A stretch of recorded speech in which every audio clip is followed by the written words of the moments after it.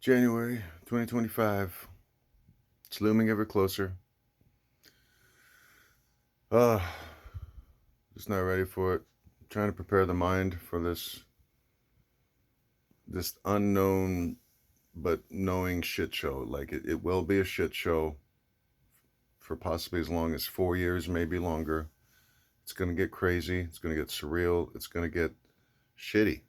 Like there's no bright future following Trump to the gates of hell. I don't get it. I don't get why so many fell for it.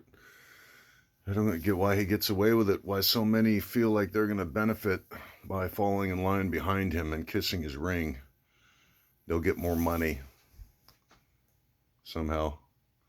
But you got to already have shit tons of money to be able to benefit from his economic policies. If you don't already have shit tons of money, then no, you will not benefit. None of his policies have any merit to benefit working class folk. But folks are for him anyway because Democrats, blah, blah, blah. Fuck, I don't. Oy, what do people stand for anymore?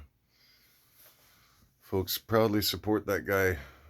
I think there's got to be a sizable percentage of the 75 million that just, even though it's pretty well known, Trump's a pretty well known figure, I think there's just still a certain percentage that just haven't really been following the story the whole time, certainly. Maybe only the last 8 years, and then maybe just intermittently. If you've only been watching Fox News, there's no way. Well, even then, you might still have some internal doubt about the guy, even if you're only watching Fox News and a tightly scripted kind of, very particular presentation of the man, cutting away if there's too many, if he's doing too much stupid stuff. But yeah, I mean, I don't know. If you're absorbing a wider breadth of information, and you have a certain core ethos, then there's no way you have a positive impression of the man.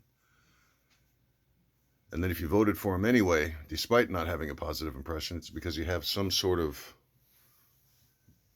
moral equivalency that you've accepted. Thou shalt vote Republican, otherwise socialist will take control. It's just, I don't really.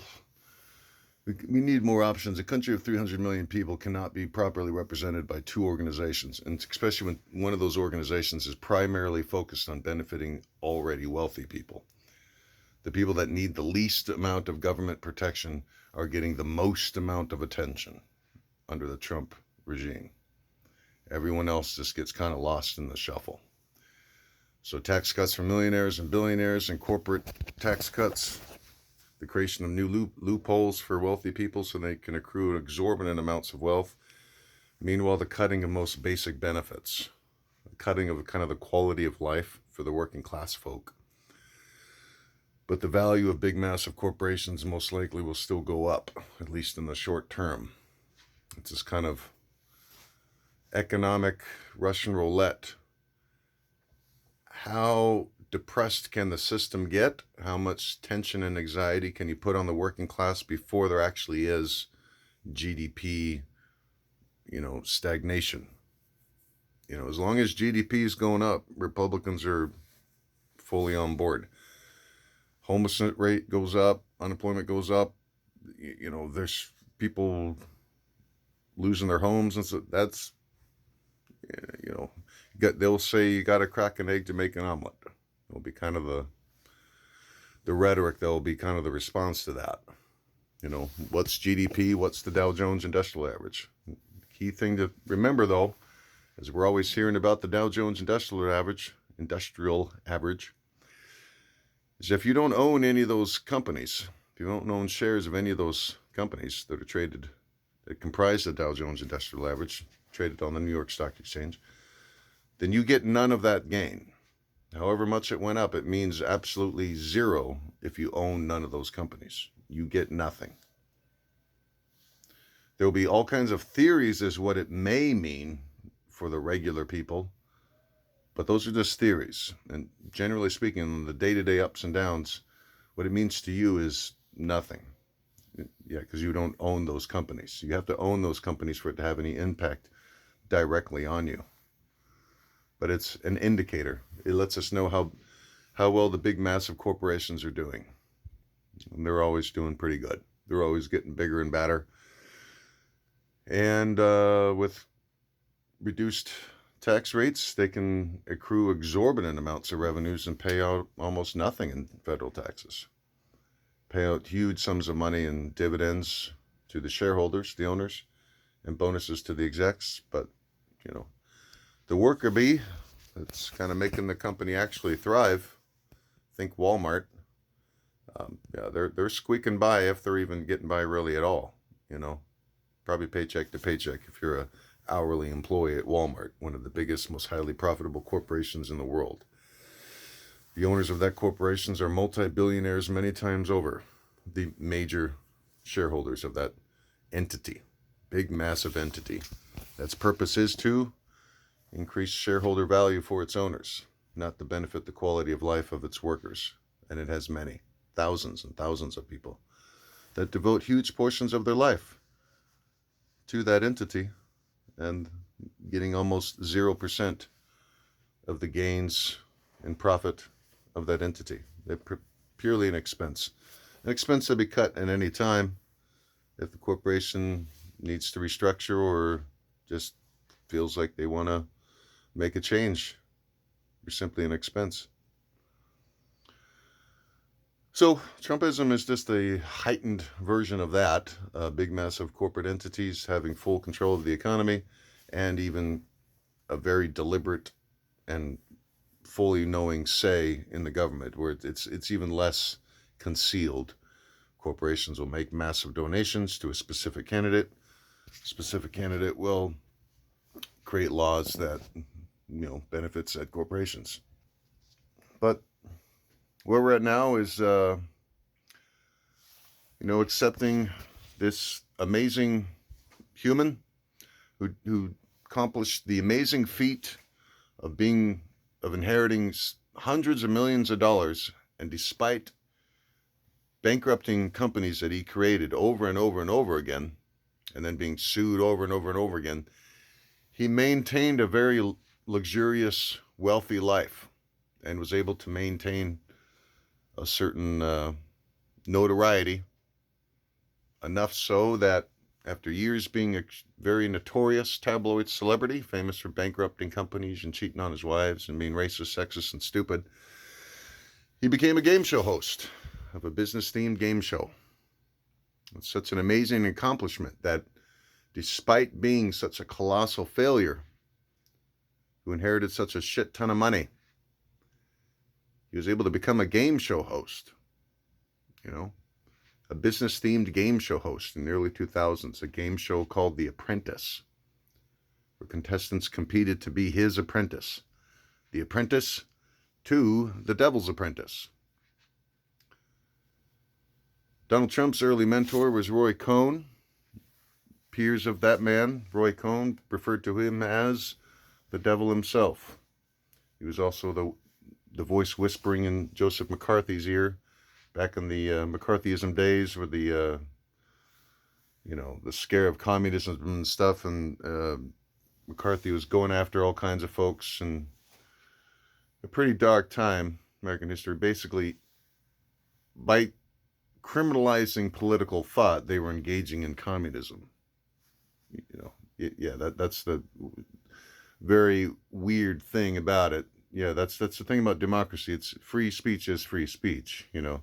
So people are allowed to think whatever they want about what the best form of government is. What actions are you actually taking, though? So his actions were communist actions, punishing people because they, thought stuff, But that was Joseph McCarthy. And again, the voice whispering in his ear was Roy Cohn, an advisor to the New York crime families in the 1970s, and an early mentor to Donald Trump. There was a movie that came out recently about this relationship I have yet to see, but I would like to, because I'm sure it finds a way to humanize Trump a little bit more. That actor is a really good actor that portrayed him. But, Yeah, famous tabloid celebrity who inherited a shit ton of money. I've said it a few times, but I was a financial advisor for a little while. I had a brief cup of coffee as a licensed financial advisor. If you inherit $400 million, get a hold of a wealth advisor, and they will most likely advise you of one basic thing. Take about 100 million of that 400 million that you inherited, invest it in a fixed annuity, and then annuitize the investment so that it'll pay you 100,000 per month in perpetuity. That's forever.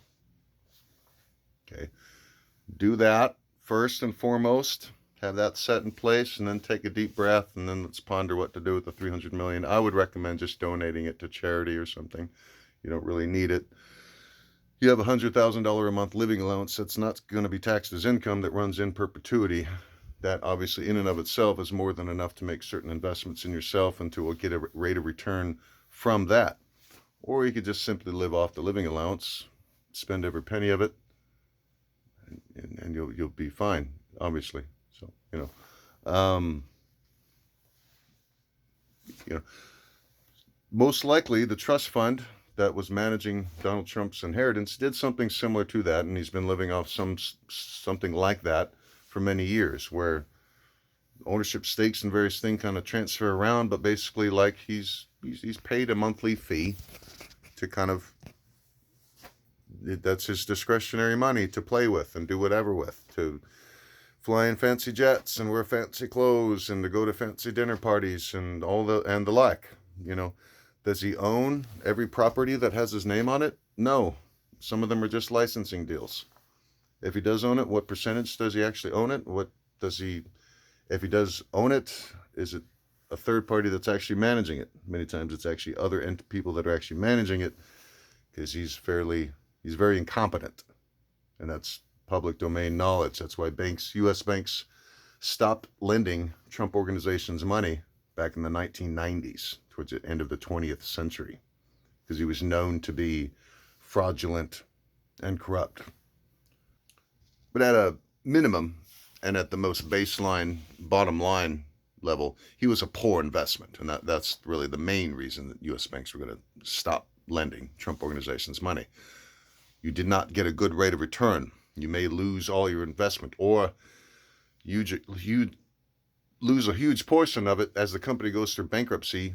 You may recover something there. And I think that's where they strung it along a little bit, because during the restructuring, you might actually get more rate of return, but that's if you can salvage anything out of it. Trump stakes, once that goes bankrupt, there's nothing to do there. There's no, you can't really do anything with that. That was a horrible idea, marketed at a horrible location, just a stupid fucking idea. Trump vodka. A poor idea, because he doesn't even drink alcohol. Why is he promoting an alcohol? It's just stupid. But he'll just put his name on anything, and sometimes it works. Sometimes people buy it. A lot of times they don't. So these entities just kind of, they're all just like little projects of the various incarnations of the Trump organization. That's taken many forms, because again, it's gone through restructuring many times. Entities that he's created have gone bankrupt. Trump and bankruptcy are synonymous. But that is his goal as president. Just run up massive debt with no intentions of actually paying the bills. And then just declare bankruptcy. But we're a country. We don't do that, but we could default on our monies, and the foreign money, we can have to pay. It could get a little messy if we just default, actually, as a country. It theoretically could happen if it gets just too fucking ridiculous. That's why the Republican solutions all the time is just, let's cut what the bills are, the amount of investment in the working class people doing all the work. Let's just make it less. Even though the cost is a certain amount, it costs a certain amount to pay people to, take care of the electric grid, make sure the purifying water, the inspecting various factories and stuff to make sure they're not polluting and keeping the air all good, the roads, bridges, maintenance. There's a lot of just nuts and bolts kind of stuff. Think the Dirty Jobs show. all this kind of stuff that like needs to be done, it still just needs to be done, and it has a certain cost. So you just stop paying people to do it, then stuff just doesn't get done. And then you just transfer that depreciating thing that will eventually become a pretty big expense that has to be paid for at some point, somehow. You just transfer it as revenue and profit to the wealthiest in the ownership group.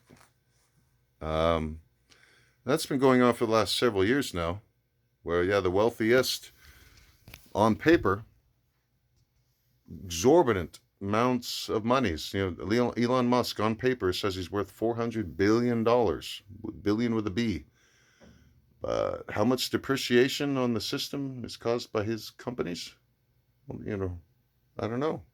What's the value of, yeah, like the true costs of some of these entities? You know, there's a certain cost that isn't properly being allocated. They're not being charged for. And that's where taxes, corporate minimum taxes, could certainly come in. Big, massive entities need to pay something. You know, entities that are accruing massive amounts of revenues need to pay something. Are there ways they could offset it? Yeah, they could pay their people a decent amount. People doing all the work, you know, that's one way to maybe offset their tax bill a bit. The real worker bee, the frontline people, a lot of them don't. So making them pay their fair share.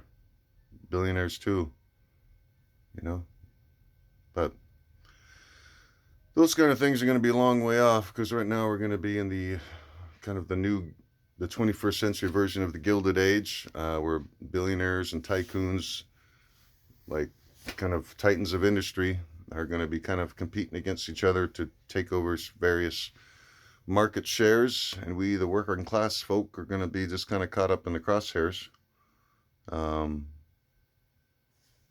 But you know, hopefully it's going to be a battle, it's going to be a grind, but it is what it is. Like they were voted in. A certain type of government was voted in, but the one that we have now still stands, and the one that was voted in, it still has to abide by the system we have now to try to get its system in. So it's going to be a dogfight. I mean, I'm hoping that we can stay strong to repel it as quickly as possible, because it's going to take a while.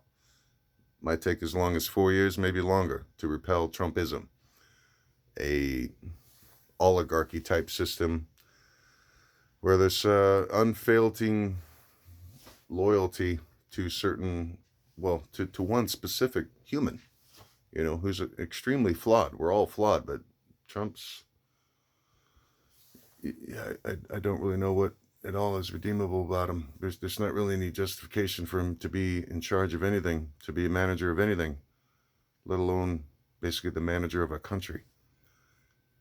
There's just no excuse for it. So we will get to, you know, experience some consequences, but hopefully they're not too harsh, and hopefully whatever does happen, it's enough to wake us all up and get more united, you know, stop bringing about petty differences, and stop letting ourselves get manipulated, have more confidence in ourselves, you know. Anytime I'm watching any kind of news, I'm getting too fired up about anything. Like, I got to change it and kind of breathe a little bit, like, because they're trying to get you to have certain reactions. But you should be mixing up your news sources anyway. You know, don't just all. It's not recommended to just watch Fox News to get information. I tune into it very rarely here and there, just to kind of see what it is that station is telling people. And it's pretty jarring. It's more jarring to know that people absorb that day in, day out.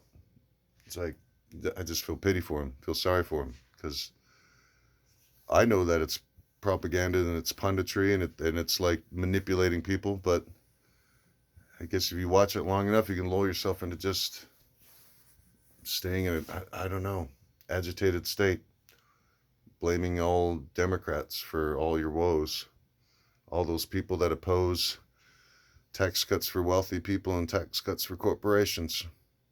A Democrat. Democrat's a person that opposes the Republican agenda.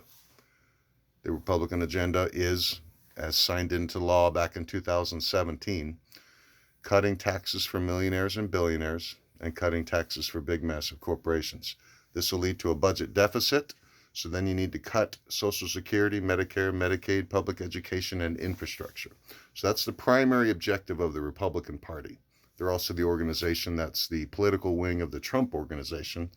The Trump Organization is a famously corrupt entity run by, or at least run in name by, Donald John Trump, a famous confidence man from the 20th century who became a game show host. Yeah. So if you're against that organization and its just profound incompetence and fealty to a famous con man, it means you're a Democrat, according to that organization. But, you know, like 3 of my favorite presidents are Abraham Lincoln, Dwight D. Eisenhower, and Teddy Roosevelt. I'm very pro individual liberty, small government, and fiscal conservatism. I like those things. So, yeah, I'm not really a die-hard Democrat. I can't vote Republican though, because like they're the political wing of the Trump Organization. Their high-ranking members include Mitch McConnell, Ted Cruz, Jim Jordan, Josh Hawley, Marjorie Taylor Greene. No, sorry, no, I'm not for them. So I'm against that. So by the Republican definition, it means I'm a Democrat. But yeah, I don't really identify as Democrat necessarily. I'm very pro-democracy, but I'm pro-preserving the republic as well. But a republic that respects the people, like we the people. That's really the important part to me. Less so that we are as big as we are landmass wise, or something. Like. It's about the people, So like, if the federal entity all that far away is like pushes it too far, but so I think that's what it is. It's like this thing of how far can we push it before it gets too testy and it creates like complete uncertainty. I don't know, but it's gonna get crazier. So. Just breathing in each day and take it day by day. And hopefully get through this peacefully and quickly. Amen.